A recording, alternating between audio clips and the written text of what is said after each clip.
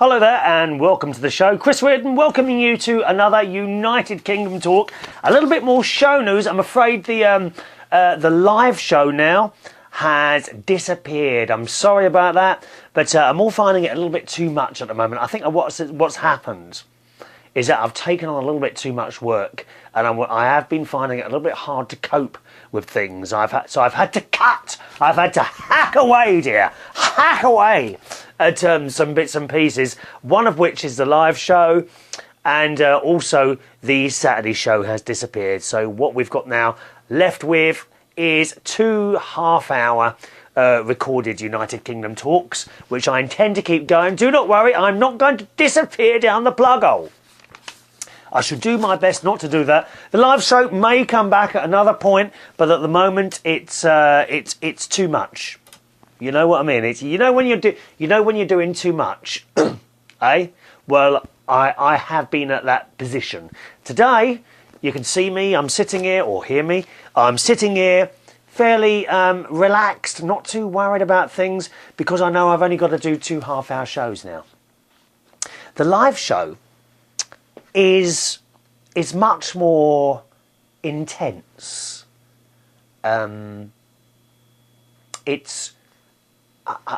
I don't know why it's more intense before the show starts, not while it's on so much. That's the strange thing about it. Once the show started, it's fine and people ring up and what have you, but the build up before the show, for me as a person, I find very, very intense. I don't know why that is. Well, I do know part of the reason is that technically it's harder to do a live show. And when things go wrong, say something goes wrong now while I'm doing this show, right?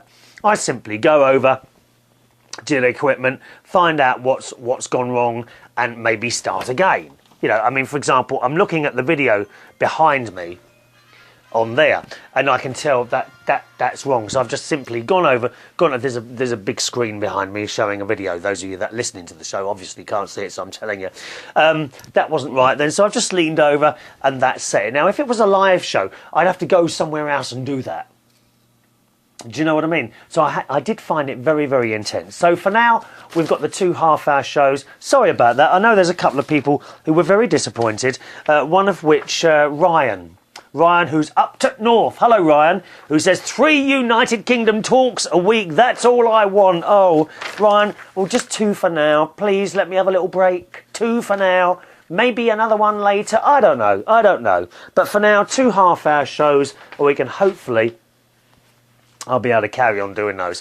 What I don't like to do is take something on, and then a few days later, oh no, can't do it. Do you see what I mean?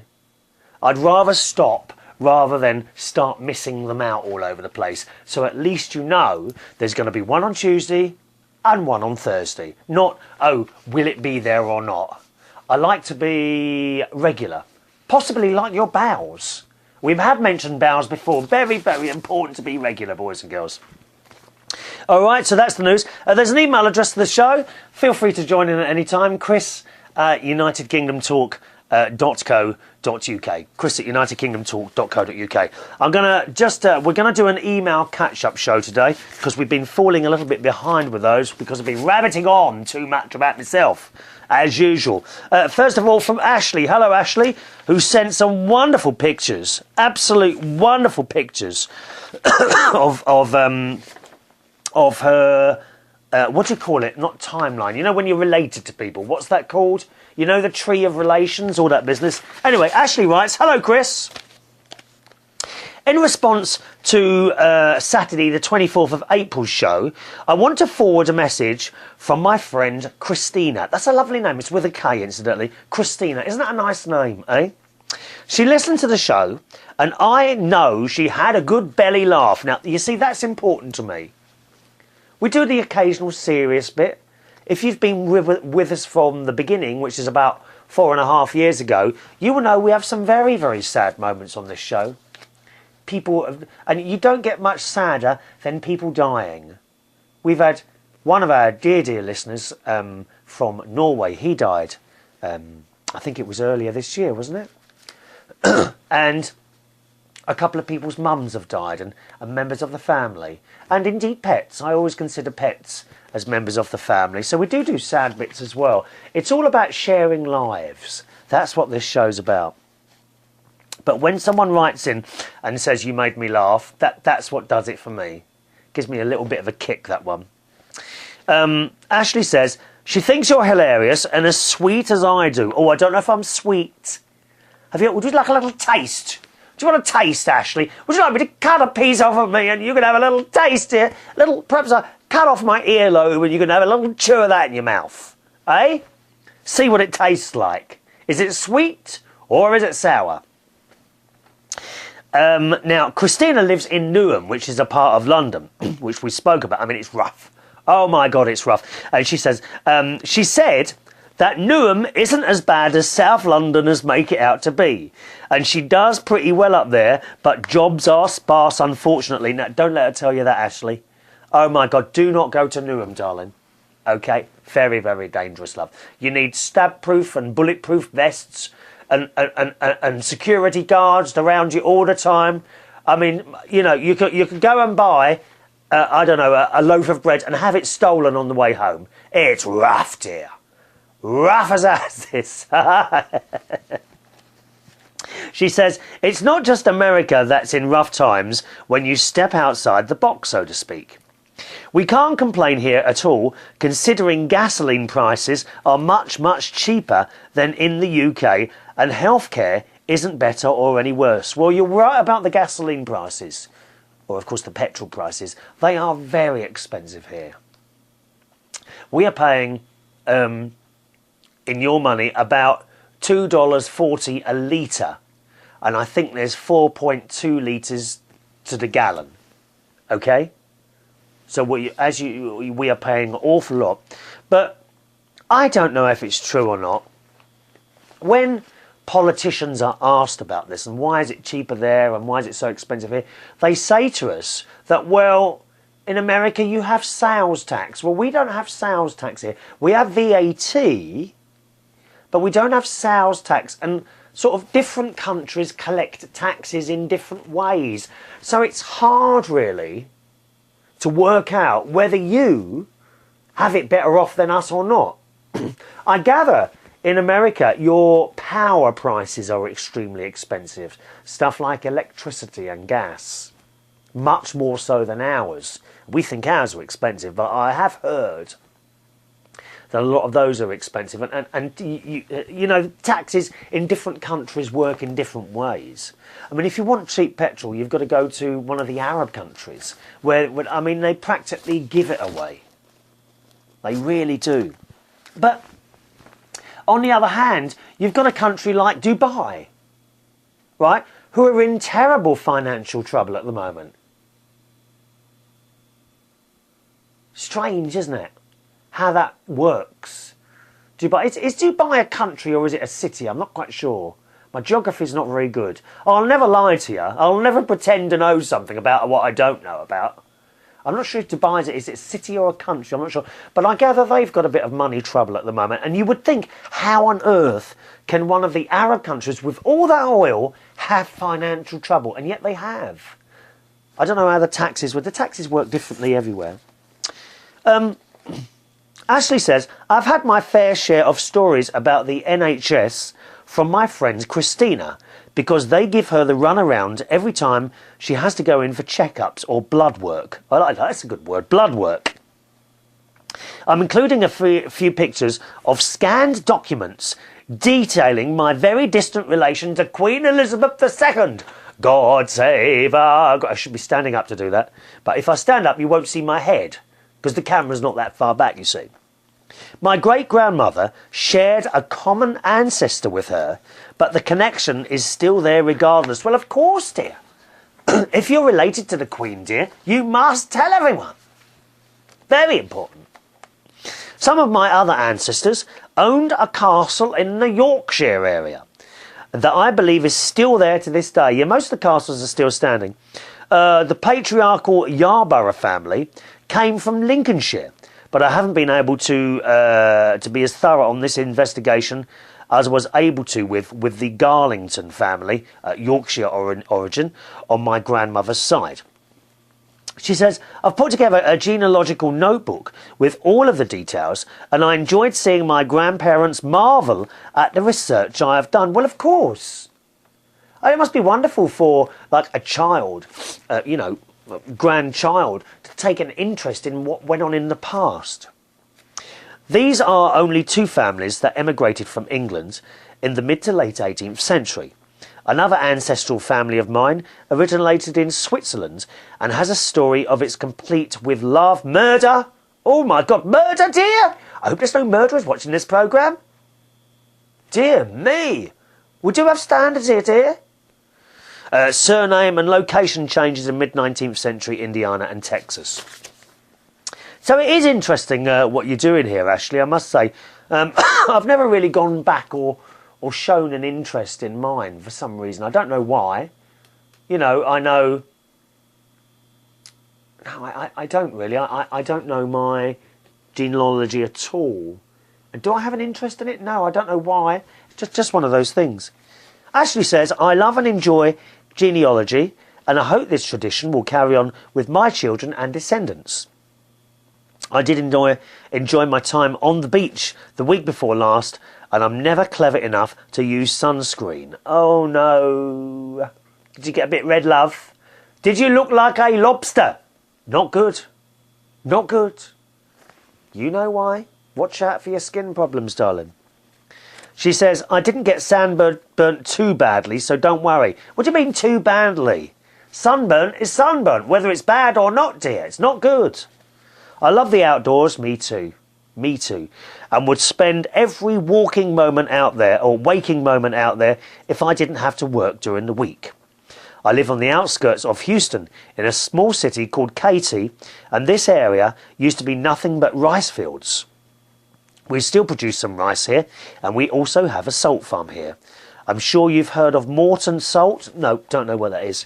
The company originated right here in my backyard. Mind you, not literally. Yeah, okay, I know what you mean. Well, yeah, I mean, I love the outside. I mean, you know, whenever I get the opportunity, whenever it's warm enough outside, I'm straight outside with the recording equipment and camera, and we do the show out there. I much prefer it out there with my flowers and grass and the cat running around to sitting here in sort of our little studio that I built last year. You know, yeah, I'm an outside person. I love going on my bike.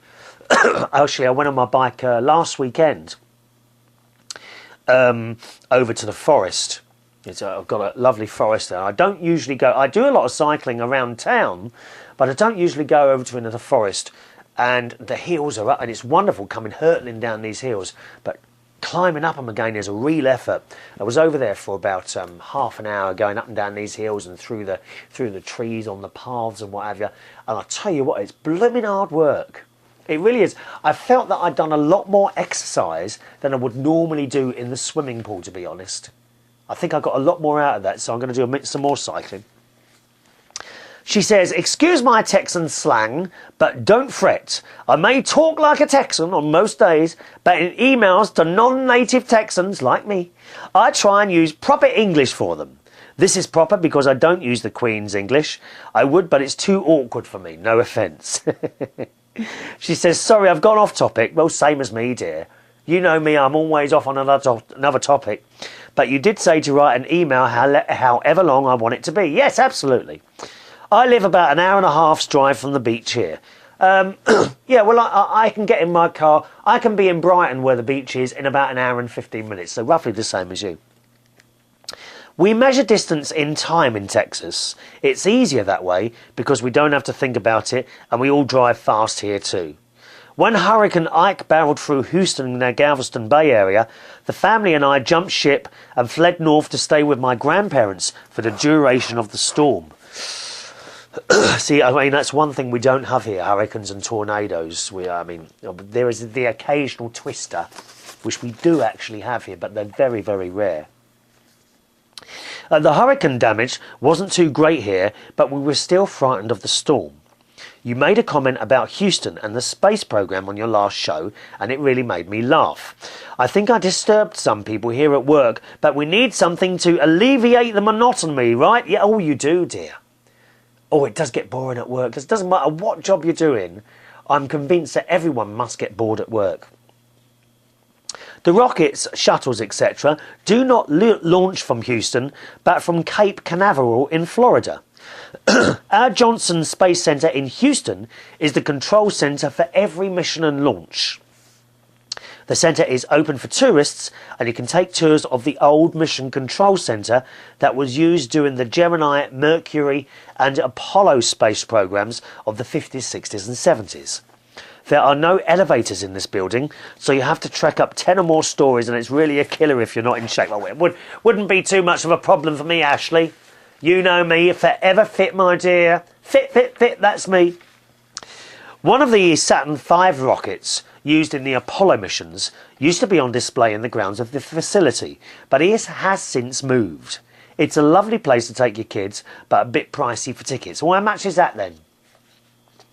Some of these attractions are very expensive. I must say, you know, I like Disney and all that business and great Universal, but the ticket prices are very, very expensive. I know. Do you find that, all those things? It takes about 6 months or so in time to reach Mars. Do you know, that's a lot faster than I thought it would take a couple of years. So that surprised me. She says, and I'm not quite sure if Obama realises what a great expense that would be. He closed down some programs at NASA recently that resulted in over 15,000 employees, scientists and engineers losing their jobs. So why would he bring about a new program after this? She says it's a bit ridiculous if you ask me. I listened to a radio interview recently of a physicist that has worked at NASA, and he said that Britain had offered him a job at a university, and that's much better than being unemployed in America. Well, maybe so. I mean, ta for now, have a great week, and that's from Ashley. Well, Ashley, you know, I don't see the point of going to the moon again, because we've done it so many times now. Mars, however, I mean, that what an achievement that would be. I'm sure it would be very expensive. Maybe Obama is saving money from going to the moon and spending that on the Mars, plus more, of course. Yeah, it would be really expensive, but what an achievement that would be for man to get to Mars. Wouldn't it? And I've said before, I would love to be around. Probably not to be on the spaceships myself, but to actually see us, man, going out further than Mars and exploring space. What a wonderful thing that will be, wouldn't it, eh? Thank you, Ashley. And hello to Vicky. It's our Vicky. You all right, darling? Vicky, she's with us for the music and chat shows, aren't you? You're with us for the chat shows. You're always there, Vicky. Oh, she's always there, love. Always there waiting. Yeah, by the way, don't forget my music and chat show. That's still going. That's on every day, Monday to Friday at 11 o'clock UK time. We do an hour, 11 till 12 UK time, Monday to Friday mornings. And you can find that by going to heartheswish.com. All right, heartheswish.com. And then click swish, and then just follow the instructions there. There's also a listen again link if you ever want to listen to any of the old shows on there as well, all right? But there's no podcast, I'm afraid. You can't download it. You've got to be sort of sitting next to the computer to be able to listen to that one. Vicky writes, just a quick thought on the show of 29th of April. You mentioned that people keep stealing your pens at karaoke nights. Yes, they do, dear. People keep stealing my pens. If they're going to take the pens, should you put advertising on them, like your website address? Do pencils cost less than pens? Could you get advertising about your website on pencils? Now, I've looked at this. Yes, you can get pens and indeed pencils printed with advertising on them, and I've decided that I'm going to get a set of pencils done and see how that goes. My guess is people won't nick pencils, but I think it's worth doing. So thank you for that, Vicky. I'd already thought about pens, but printed pens are relatively expensive. They're quite expensive to do. You can actually buy 50 ballpoint pens in a box for, I think, about £4, which is, it's quite cheap, you know, but it's a pain that you have to keep buying them and collecting them from the, having them delivered and then replacing them all the time. I think they're still going to go missing, you know. I've already ordered a load of unmarked pens. Printed pens are quite expensive. However, printed pencils are actually within budget, so I might get a few of those done. Thank you for the suggestion. I'd never thought about pencils. She says, alternatively, there's a really cheap type of pencil you can get here in the States called golf pencils. Yep. And as your advice, I've looked at those as well. She says they are short, about 3 inches long or thereabouts, and come about 100 to a box and are pre-sharpened. I think the idea is that you use them to keep track of your score when you play golf. I don't play golf myself, but I think this is what happens. Yeah, I don't play golf either. What a boring thing that is. Do you think that's a boring game? My brother-in-law, Martin, plays golf. Walking around on a field, banging balls into a hole. I mean, what's all that about? Please, someone tell me the interest of golf, or indeed anything else. Cricket, football. The only reason I watch football sometimes is to look at the blokes on there. I mean, the game bores me to tears, Vicky. It really does, dear. And there's some nice legs running around on those pitches, isn't there? I mean, some of the faces aren't all that, but the legs are nice. She says, they don't have erasers, and frankly, if you buy a box of pencils, they may last a long time, because who would want to steal a pencil? Yeah, this is what I'm thinking here. They usually sell them in the big office supply stores over here. I'm definitely going to try some pencils.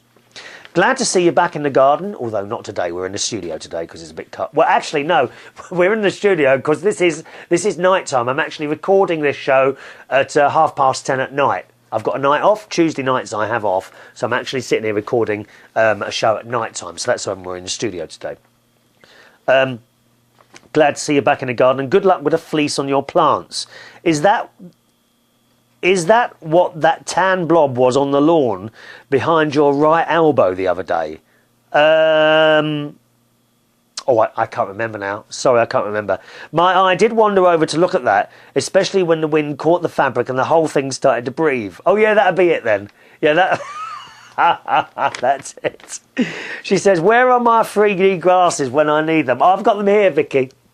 I've got my 3D glasses here that I stole from the cinema weeks and weeks ago when I went to see, what was this one for? Alice in Wonderland. Did I tell you I went to see Avatar again? Oh, I love it. Went to see it, still on at the cinema in 3D. Best wishes to you always, and thanks for all the laughs, Vicky. Keep laughing, darling. I'm sorry it's only twice a week. Like I say to you, we may be able to fit in another one again at some point, or another live show, perhaps. I don't know, but at the moment we're just to 2 half-hour shows a week, okay? And I'm coping fine with that. Hello to Kaylee Reardon.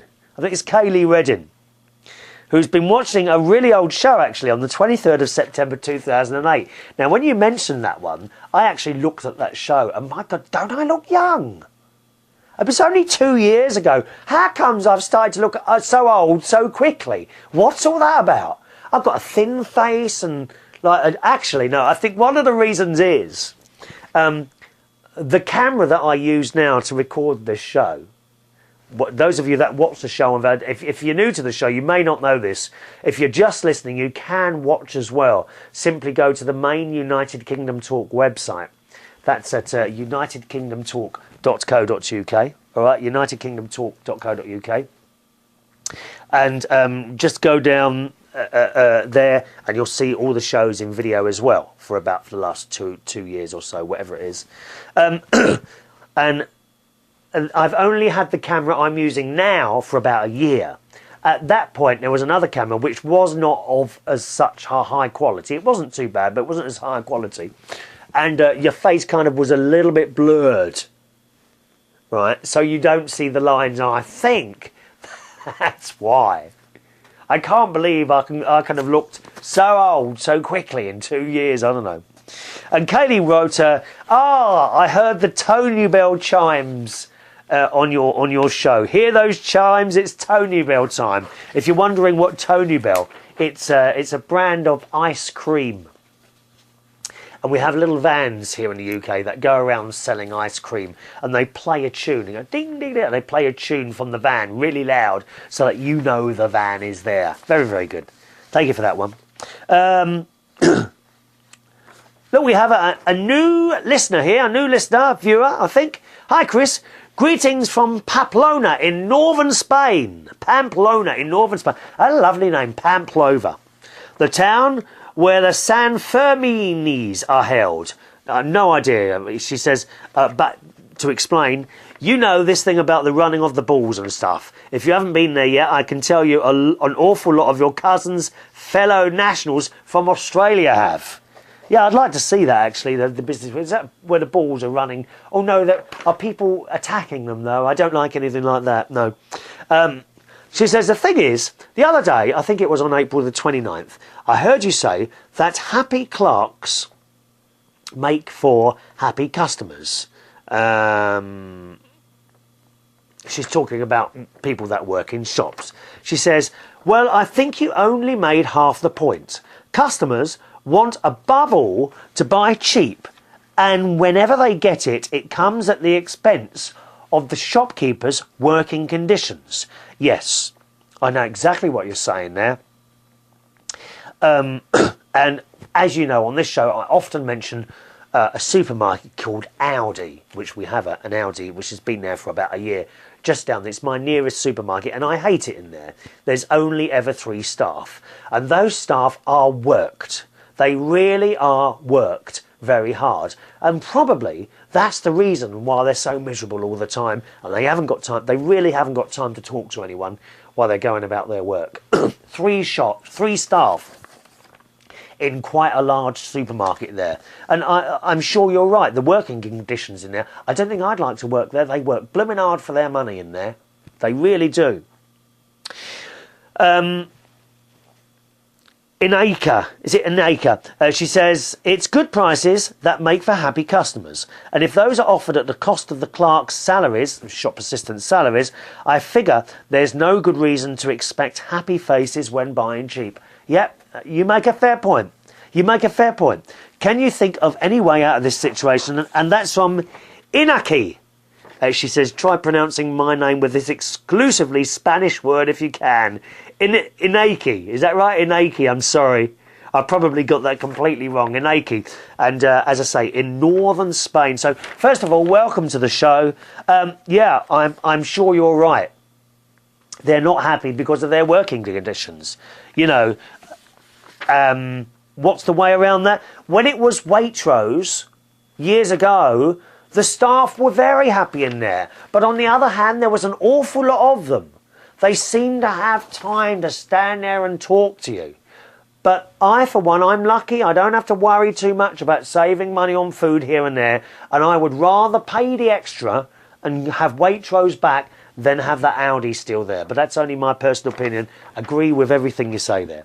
Anyway, that's it for the show today. Thanks very much for joining me. The next show will also probably be an email catch-up show because I've got some emails and some of them are quite long here. Okay, thanks so much for watching. My email address is chris@unitedkingdomtalk.co.uk. chris@unitedkingdomtalk.co.uk. See you on the next show. Thanks for watching, guys. Bye-bye now.